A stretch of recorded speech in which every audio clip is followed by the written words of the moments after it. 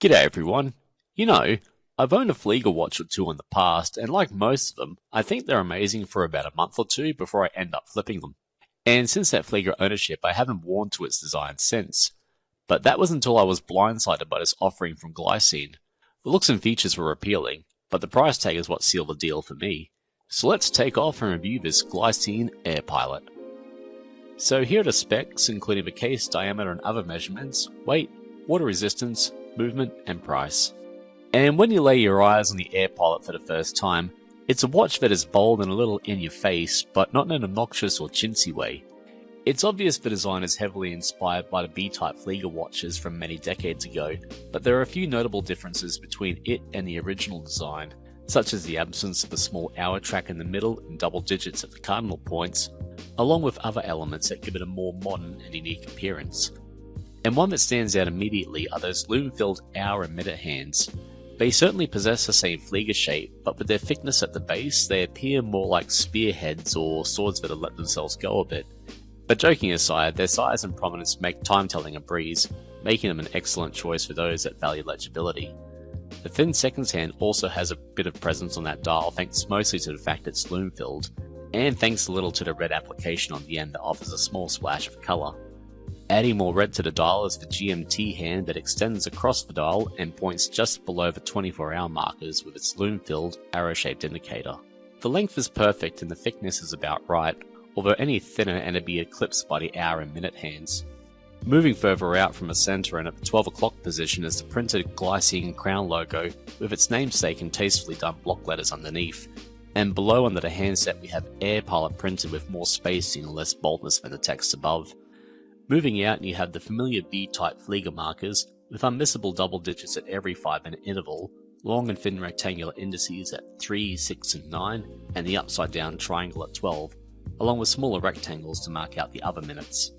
One touch I appreciated was the inclusion of a leading 0 on the 5-minute numeral to give balance to that dial. And of course, at the very bottom center of the dial is the familiar Swiss-made text.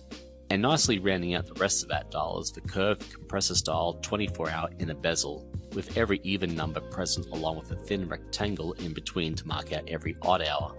The bezel colour is split in half, with a darker blue representing the daytime half and black for nighttime. For those of you that don't like vibrant or outrageous colour schemes, this will be perfect, as there's very little contrast between that blue and black colourway. But if you do prefer a bezel that has a greater colour splash or contrast, there are other Airpilot options you can choose from that'll meet your bright needs. But overall, I really love the dial. It's large but well balanced in that there's no wasted real estate and just about everything is super legible, yet it doesn't fall victim to overcrowding either. The sunburst effect on the blue dial plays nicely in the light, and I love how the dial colour can transition from an almost royal blue hue to almost black based on the lighting.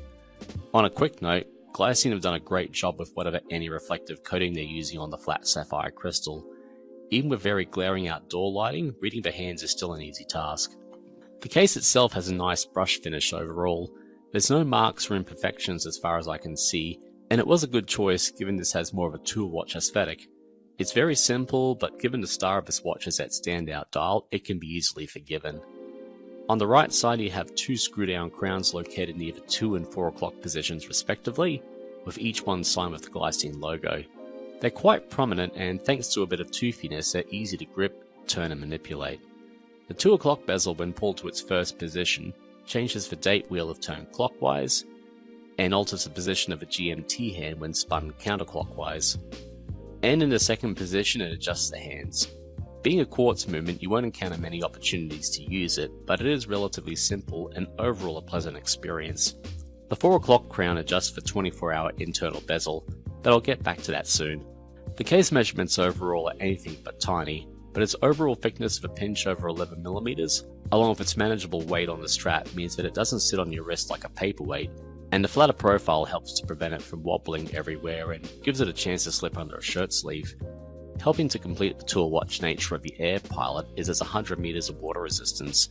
If it was going to be used purely for flight related purposes, this feature seems unnecessary, but it's always better to have it and not need it than the other way around.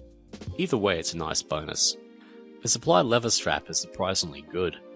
The buckle and first leather keeper have the Glycine naming, and turning it over you have that naming and logo stamped on the shorter strap and cuir veritable on the longer part, which means genuine leather. I believe that reference when feeling the bottom of the strap, but the dark brown and white stitched top part feels more synthetic. Yet in spite of that, it's soft and smooth to the touch and there's almost no break-in period when putting it on. And given this is a Flieger watch, the choice of strap material and colour was the best option here. And if you decide you want to source another strap or even a bracelet, the inclusion of quick release spring bars will make changes a breeze. For a low-cost Swiss watch, or heck even a low-cost watch in general, the strap is really impressive. And this is where I start to sink a little into the mixed bag of the Airpilot. The caseback has a very utilitarian and militaristic appearance, which I guess is fitting for this type of watch. The watch name and details, including the reference and serial number and other specifications, are lightly laser etched. The information is very useful, and it's refreshing to be able to read these details from left to right and top to bottom, instead of having to read it in a circular spin. My only grumble comes back to my description, lightly laser etched. It's so shallow my concern is that it'll wear down and become unreadable rather quickly. The Airpilot is hardly a small watch, especially when you factor in those big crowns that bulk out the case diameter, along with a lug width that could rival Bullover's Lunar Pilot. With its dimensions on my 7.5 inch wrist, the lugs just managed to land on my wrist. If it were much smaller, there'd definitely be some overhang. So if you've got a large wrist, the Airpilot will land nicely on it, but those with smaller wrists might want something more compact. The Airpilot is powered by a Ronda 515 quartz movement. Given the lower price of the Airpilot, you can't expect to get an automatic movement here, but one love-or-hate factor in play is the GMT hand adjustment.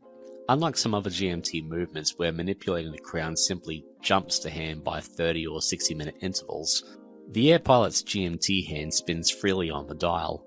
The benefit is that you can set your GMT hand exactly where you want it, which is excellent for those looking for their own style of precision, but can be a bit frustrating if you'd rather have a hand jump to its designated setting. The date complication at the 3 o'clock position on the dial looks a bit out of place. I'm grateful that it was included because I like to have a reminder of today's date, but when you've got massive numerals and towering hands spread across the dial, its presence is underwhelming, and because it's so diminutive, it's not great for those who are hard of sight. Although aside from making the dial cut out larger to accommodate a bigger date display, which could ruin the symmetry, or just omit the feature altogether, I'm not sure what Glycine could do there. As for the loom, there's some good and bad news here. And to start with the bad, the loom on the dial, seconds and GMT hands is disappointing. It'll fade out to nothing in around 10 minutes, and you'll get no more than 15 tops for that GMT arrow. The arrow minute hands, however, are surprisingly bright and hold their glow really well. I put it up against another Swiss loom powerhouse in my collection, the SWC, and the hands on the Glycine easily kept pace with its rival. And for loom legibility, the hands are the most important feature, but given how large the indices on that dial are, I felt Glycine missed an opportunity and could have been a lot more generous in its application. As for negatives of the Airpilot, I really don't have anything to oh wait, yes I do. The lug ends on the Airpilot have a bit of a keen edge to them. I've seen them felt worse on other watches where they could be considered to be a deadly weapon, but given this is a Swiss-made watch, it does make me go, a bit. And that's the only negative thing I can figure. Oh wait, that's right, the crown at 4 o'clock. It's like the misfit twin sibling of a 2 o'clock crown. You can really feel the crown grind when you're trying to and re-thread it, and it automatically pops out once unscrewed, which also shifts the GMT wheel backwards half an hour, even with careful turning. Adjusting the bezel and the operational feeling is not bad, but just when you think everything is going to be fine, re-threading the crown requires an equal measure of force and precision, not just to perform the threading correctly, but also to prevent the GMT bezel from turning again during this process. Even for those with patience and smaller fingers, it's an exercise in frustration. If you have neither of these, then you'll have to adjust the bezel beforehand to compensate for this. If you don't use this feature much, it won't be a huge source of bother, but it kind of soured the experience for me. And I don't know whether that shonky crown operation is prevalent across all Airpilots, or if mine was just a bad example, but if I didn't encounter this issue, I'd be strongly recommending the Airpilot to anybody with big wrists looking for a Swiss Flieger on the cheap. But my questions to you are, will you be adjusting that GMT bezel on a regular basis? Or is it a feature that, like me, will bother you if or when the time comes to use it? If so, it's best to save your money and look elsewhere. But if that doesn't matter much, rest assured that the Airpilot is a very bold and striking piece that is easy to read, comfortable on wrist, and a pleasure to wear. And at least the 2 o'clock crown works like a dream. If you currently own or have owned this Glycine model, I'd like to hear your thoughts about it. But that's it for now, and thanks for watching, eh?